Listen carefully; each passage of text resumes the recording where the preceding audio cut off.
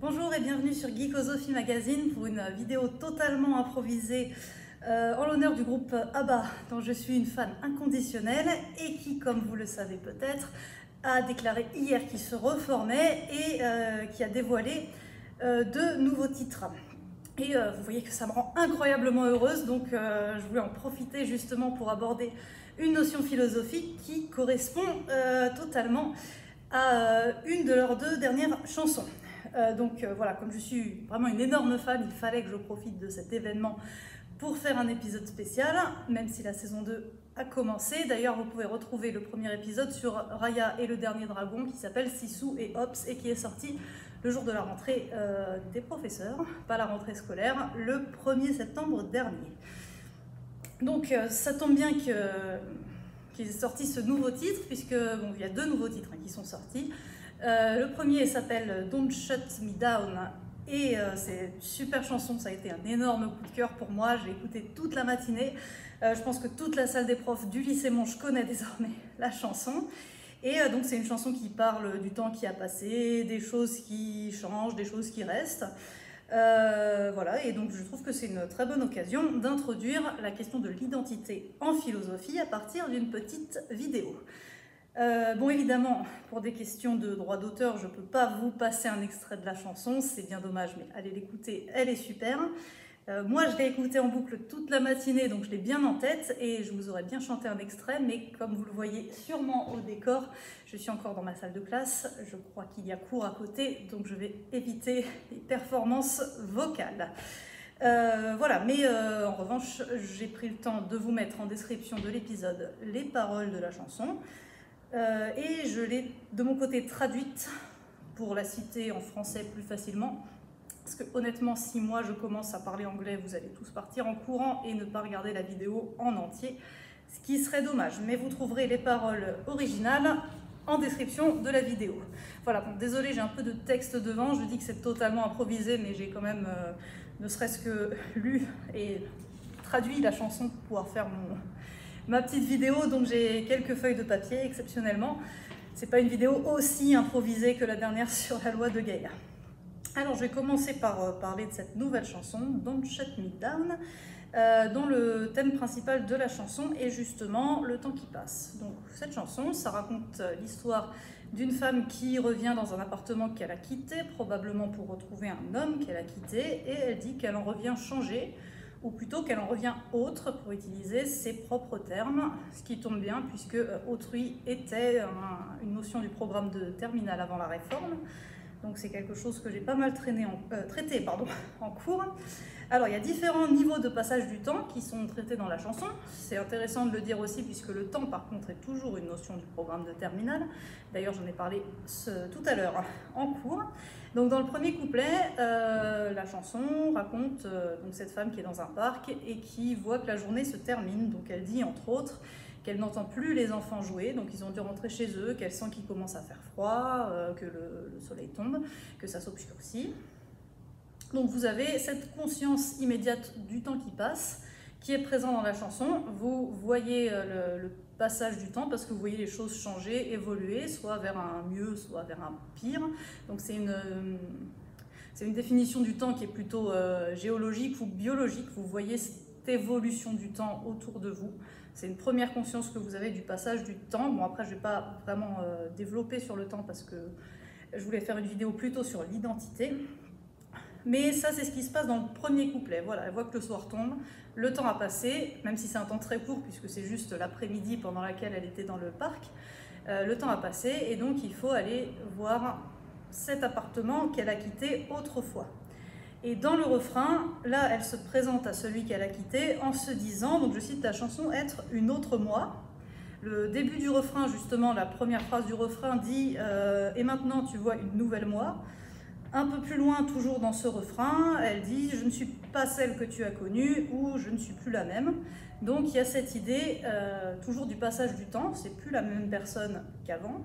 Donc c'est pas un temps qu'on observe directement, voilà, vous regardez la journée, vous regardez le parc, vous voyez les changements qui se font, vous avez une conscience très immédiate du temps. Là c'est un temps plus long, mais vous sentez qu'il a passé parce que vous vous sentez différent de ce qui était avant. Et donc c'est ici que va arriver la question de l'identité, évidemment. Et ce qui est intéressant dans la chanson, c'est que vous avez ce contraste entre cette femme qui se sent différente, qui dit qu'elle a changé, et l'appartement qu'elle retrouve qui, lui, est resté le même. Je vais de nouveau citer la chanson. Donc elle dit « L'appartement n'a pas du tout changé », ou elle dit « Autrefois, ces chambres étaient témoins de notre amour ». Donc elle parle bien du passé, mais comme elle dit « ces chambres qui sont toujours là », il y a vraiment l'idée que ce sont les mêmes. Donc le lieu est resté le même, alors que la personne a évolué et est devenue différente. Mais donc dans cette expression « je suis une nouvelle moi », elle dit qu'elle a changé, sauf qu'elle continue à se considérer comme moi. Elle dit voilà, je suis moi. Donc dans nouvelle moi, vous avez une sorte d'oxymore, puisque c'est nouveau, ce qui signifie que ça n'existait pas avant, et pourtant c'est moi, et ce moi fait référence à quelque chose qui existait avant. Donc nouvelle moi, ou une autre moi, pour reprendre plus précisément la chanson en VO, il y a donc toujours le moi, donc il y a toujours la même identité. Donc il y a à la fois chez cette personne différence et identité, ce qui est paradoxal, puisque normalement la différence c'est justement le contraire de l'identité. Mais elle est à la fois identique et différente. Donc maintenant on passe à la partie philosophique sur la question de l'identité, puisque comme le groupe ABBA, la femme de la chanson est différente, mais c'est toujours la même personne. Donc ça nous amène à nous demander qu'est-ce que l'identité? Pourquoi quelque chose qui change, c'est quand même toujours le même? Alors l'identité, c'est un terme qui peut avoir deux sens. L'identité, ça peut être ce qui nous distingue des autres. Mon identité, c'est ce qui fait que je suis moi et que je ne suis pas quelqu'un d'autre.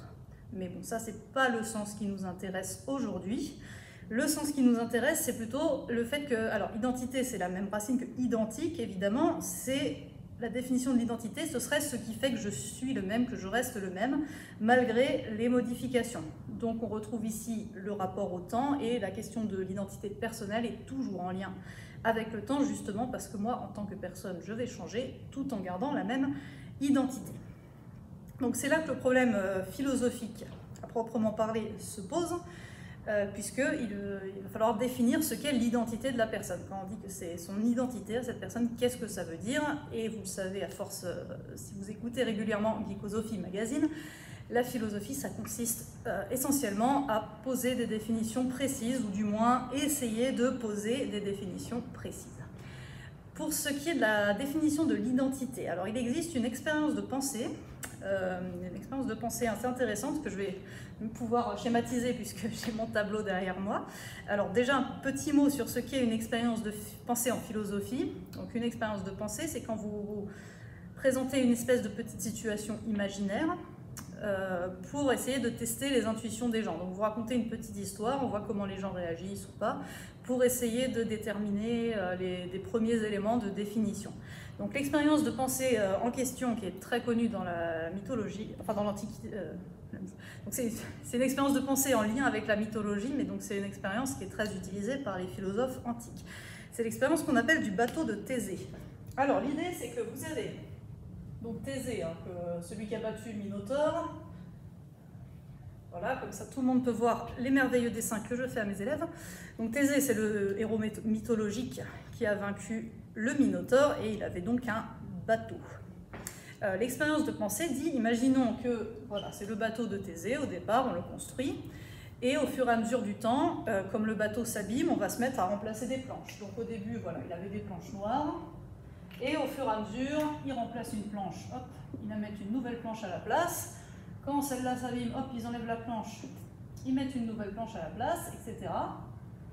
Et ils font ça sur tellement de temps qu'à partir d'un moment, on se retrouve avec un bateau où on a changé toutes les planches au fur et à mesure du temps. Donc il ne reste plus aucune planche qui était dans le bateau original de Thésée. Et donc là, la question se pose, est-ce que ce bateau est identique au bateau de Thésée? Est-ce que c'est toujours le même bateau? Si on répond que ce n'est plus le même bateau parce que plus aucun des éléments qui constituaient le bateau au départ n'est ici, une nouvelle question arrive. À partir de quel moment le bateau qui était le bateau de Thésée est devenu un autre bateau? Est-ce que c'est à partir du moment qu'on a remplacé, où on a remplacé une planche que c'est plus le bateau de Thésée? Intuitivement, on a envie de dire non. On retire une planche, on la remplace, c'est toujours le bateau de Thésée. Donc est-ce que c'est 2, 3, 4 planches? Voilà, donc ça pose un problème de définition de cette identité, à partir de quand le bateau de Thésée est devenu un bateau qui n'est pas le bateau de Thésée. Premier problème.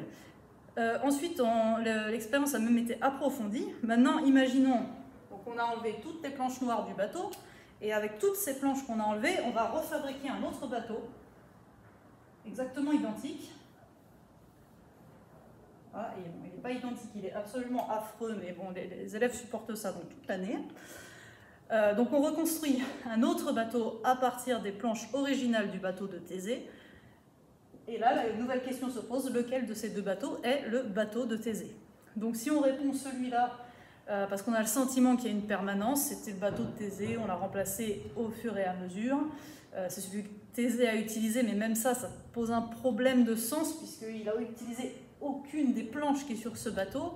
Donc il y a déjà un problème. Si on dit que c'est celui-là le bateau de Thésée, à partir de quel moment, on revient à la question de départ, à partir de quel moment ce bateau n'a plus été le bateau de Thésée. Voilà. Donc voilà pour l'expérience de pensée du bateau de Thésée qui pose le problème de l'identité. Et je vais l'effacer tout de suite parce que c'est vraiment abominable. Voilà. On oublie, personne n'a vu. Donc cette expérience, on l'utilise souvent, bon l'identité c'est pas au programme de terminale, mais c'est une expérience qu'on aime bien faire quand même en cours pour poser ce problème du passage du temps, à quel moment on devient une personne différente ou est-ce qu'on reste toujours la même personne. Puisque si je reprends donc le même schéma, un être humain, bon, on peut dire que son identité est dans son corps. Je vais lire un texte après qui prend cette hypothèse. Mais bon, le corps, entre le corps enfant et le corps adulte, il y a toutes les cellules de notre corps qui se sont renouvelées, etc. On n'a plus le même physique, et on peut se retrouver dans cette situation du bateau de Thésée. À partir de quel moment notre corps n'est plus du tout celui du départ? Est-ce qu'on a changé de personne? À partir de quand on est devenu d'autres personnes? Donc on retrouve ces problèmes qu'on avait déjà dans l'expérience de pensée du bateau de Thésée. Alors, bon, du coup là, on a un problème philosophique en soi, on a un terme, l'identité de la personne, enfin une expression plutôt, et on essaie de comprendre comment il faut la définir. Comment on définit l'identité d'une personne, qu'est-ce que ça veut dire en fait dans la chanson quand la personne arrive en disant « je ne suis plus la même, je suis une autre moi, mais donc je suis moi ». Je suis toujours moi, mais je suis une autre moi. Qu'est-ce que ça veut dire de dire ça ? Alors en philosophie, bon, c'est un problème très très complexe de philosophie, mais il y a eu plusieurs hypothèses. Alors si on part de la plus évidente, la première, dans le langage courant, quand on vous dit décliner votre identité, vous donnez nom, prénom, date de naissance, etc. D'ailleurs, on a ce qu'on appelle des papiers d'identité qui seraient censés définir justement notre identité. Donc première hypothèse, notre identité, c'est donc ce qui est écrit sur notre carte d'identité, qui porte très bien son nom. Tout de suite, je pense que vous voyez l'insuffisance de cette définition, puisque si ce que vous êtes, c'est ce qui est écrit sur votre carte d'identité, il peut arriver qu'on change de nom. D'ailleurs, on dit changer d'identité, mais quand vous changez d'identité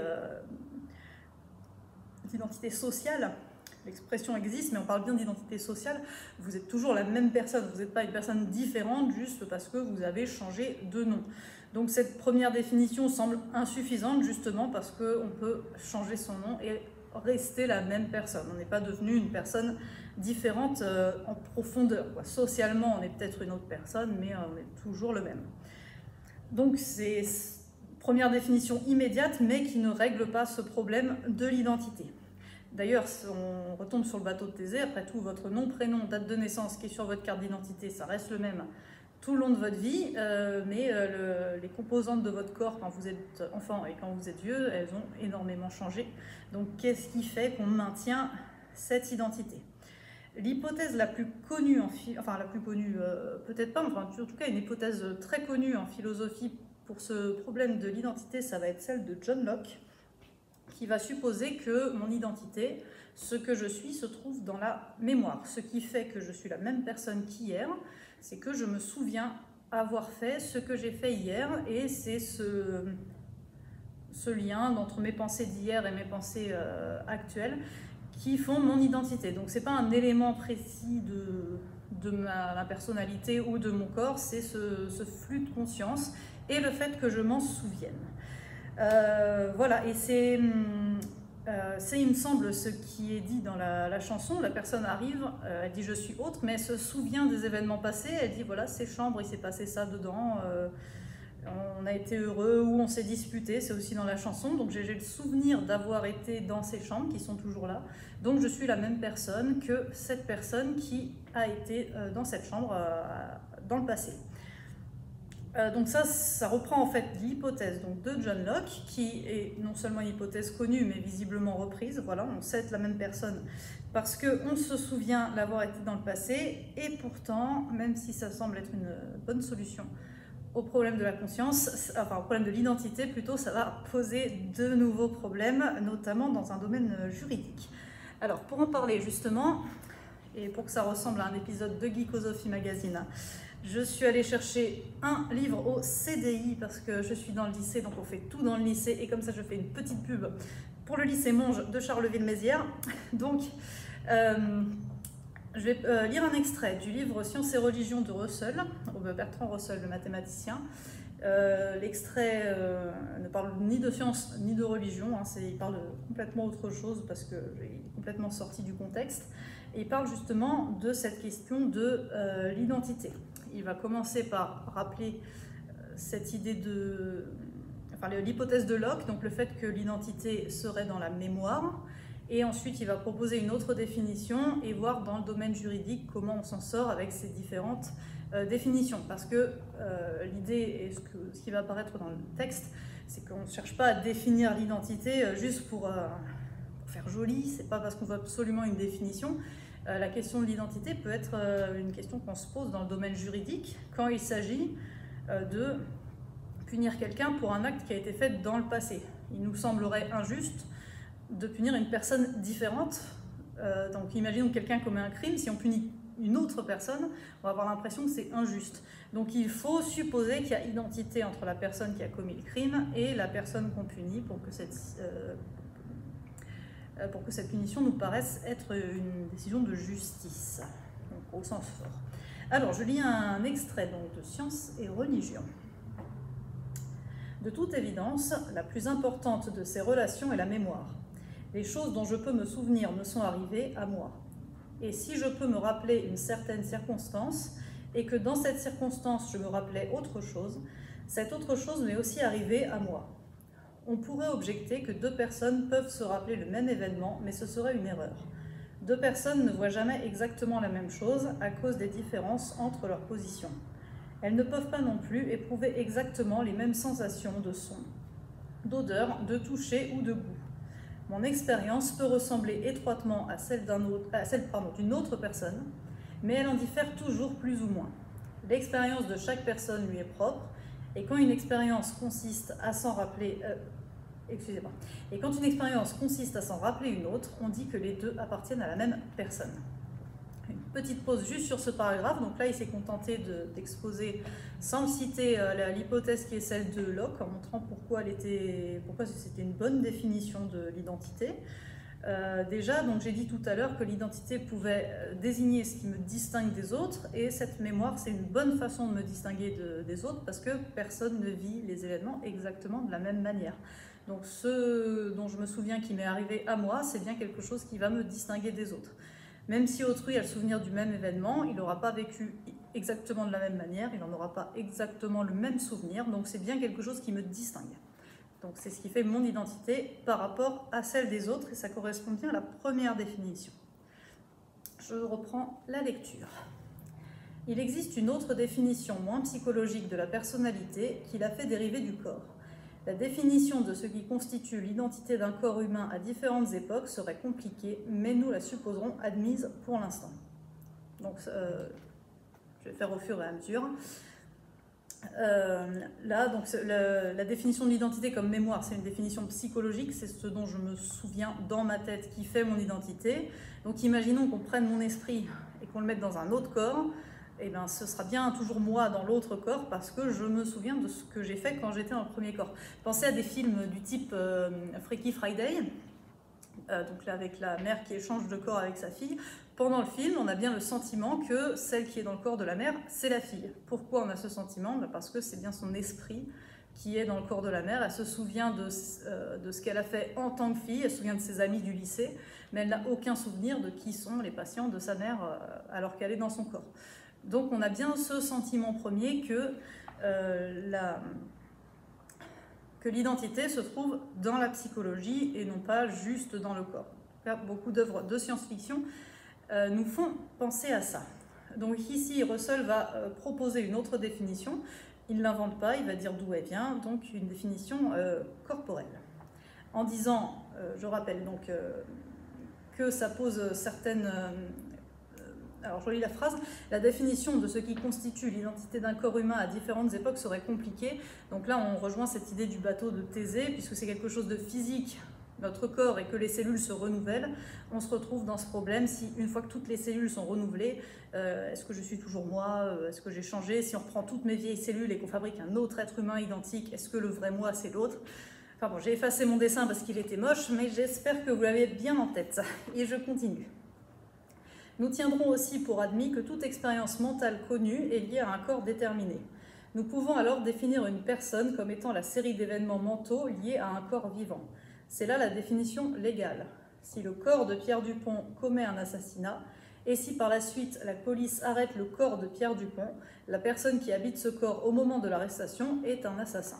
Bon, évidemment, si on sort de la science-fiction comme je viens de le faire, en général, celui qui habite le corps de Pierre Dupont a bien les souvenirs de Pierre Dupont. Ça va poser juste un problème. Mais donc cette définition, c'est la définition légale. L'identité de la personne, c'est le corps qui a fait l'action. C'est lui qui sera puni. Bon, ça va poser un problème dans un cas extrêmement précis. Je lis le dernier passage. Ces deux manières de définir une personne s'opposent dans les cas de double personnalité. Dans ces cas, ce qui paraît être une seule personne à l'observateur extérieur est subjectivement partagé en deux. Parfois, aucune des deux ne sait rien de l'autre. Parfois, l'une des deux connaît l'autre, mais non réciproquement. Dans le cas où aucune des deux ne sait rien de l'autre, il existe deux personnes si l'on prend la mémoire comme définition, mais une seule si l'on prend le corps. Il existe une gradation jusqu'au cas extrême de la double personnalité via la distraction, l'hypnose et le somnambulisme. Il est donc difficile d'utiliser la mémoire comme définition de la personnalité. Mais il semble que les souvenirs perdus puissent être retrouvés par hypnotisme ou par la psychanalyse. La difficulté n'est donc peut-être pas insurmontable. Donc ce dernier paragraphe que j'ai lu, en fait j'ai lu 3 paragraphes, le premier était sur la mémoire, le deuxième sur le corps, et la troisième montrait à quel moment, puisque en soi normalement l'esprit qui est dans votre corps, c'est toujours le même. Vous avez des souvenirs et vous êtes toujours dans le même corps, donc c'est pas grave. La plupart du temps, les deux coïncident. Mais donc il existe ce cas extrêmement précis du trouble mental, du trouble de personnalité multiple. Donc pour le dire de façon très rapide, c'est quand vous avez deux personnes dans la tête. Donc vous êtes une personne, vous faites un certain nombre d'actions, puis vous devenez complètement quelqu'un d'autre, mais au sens où vous changez radicalement de personnalité, vous faites des choses, et quand vous redevenez la première personne, vous ne vous souvenez même pas de ce que vous avez fait quand vous avez pris l'autre personnalité. Donc ça c'est un cas extrêmement rare, mais quelque chose qui peut être plus fréquent, qui est cité dans le texte, c'est le cas de somnambulisme. Vous levez la nuit, vous faites des choses et vous n'en avez aucun souvenir le lendemain matin. Donc dans ces cas extrêmement précis, qu'est-ce qu'on fait si le corps qui est en action a commis un crime? Vous faites une crise de somnambulisme, vous commettez un crime, vous retournez vous coucher, vous n'avez aucun souvenir du crime.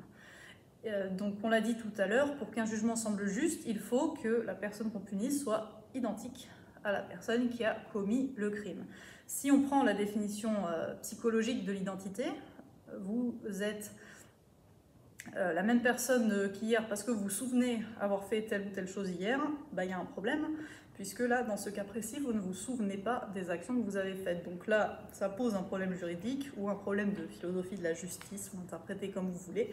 Est-ce que c'est juste de punir quelqu'un pour quelque chose qu'il n'a pas conscience d'avoir fait? Ça peut même être un bon sujet de bac. Inversement, vous prenez la définition corporelle, là, plus de problème. Problème parce qu'on croise avec la psychologie, mais si vous prenez la définition corporelle, en tout cas la question ne se pose pas. Le corps qui a commis le crime pendant votre crise de somnambulisme, c'est le même qu'au moment où vous vous réveillez, donc on vous punit, vous êtes la même personne, vous êtes identique. Ça, c'est un cas où il n'y a pas deux personnalités, mais en tout cas, vous faites des choses dont vous ne vous souvenez pas. Si l'identité, elle tient dans la mémoire, ben, du coup, il faut conclure que ce n'est pas la même personne qui a agi pendant votre crise de somnambulisme. Et dans le cas des personnalités multiples, là, c'est encore plus compliqué, puisque si on prend la définition psychologique de l'identité, il y a bien deux personnes dans un même corps. Si on prend la définition corporelle, il y a une seule personne, mais donc avec tous les problèmes que ça pose, que nous avons vus. Et retour au bateau de Thésée. Alors, on va s'arrêter là pour aujourd'hui, surtout que la vidéo est déjà assez longue. Merci d'avoir regardé cet épisode spécial et on se retrouve le 15 septembre pour le prochain épisode audio, donc l'épisode normal de Geekosophie Magazine, qui sera pas sans lien avec celui-ci puisqu'on va de nouveau parler de fou avec Vol au-dessus d'un nid de coucou. Bonne journée à tous.